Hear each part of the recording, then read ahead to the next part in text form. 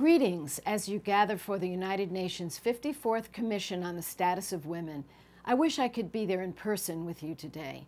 Your work is so critical to the advancement of women and girls across this globe.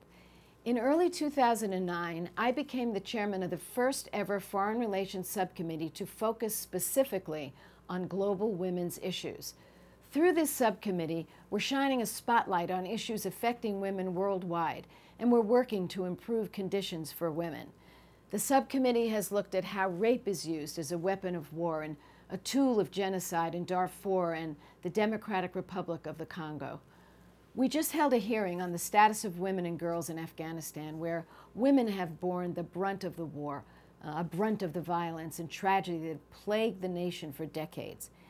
At that hearing, I spoke about an 11-year-old Afghan girl who was forced to marry a man nearly 20 years her senior.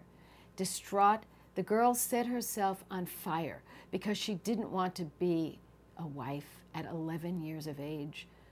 Fortunately, she lived and has returned home to her family. Such stories are far too common in Afghanistan. That is why I joined Foreign Relations Committee Chairman John Kerry to introduce the International Violence Against Women Act. This very important piece of legislation will give the U.S. government the tools to make international violence against women and girls a top diplomatic priority of the United States. I have also used that subcommittee to call for reforms at the United Nations, including the establishment of a special representative of the Secretary General of the United Nations to address rape and other sexual violence against women. I applaud Secretary of State Hillary Clinton and Ambassador at Large for Women's Issues, Melaine Verveer, for their leadership on this and other issues.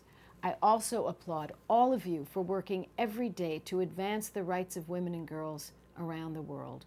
We can't turn our backs on this fight because we know no country can move ahead if half of its population is mistreated or left behind.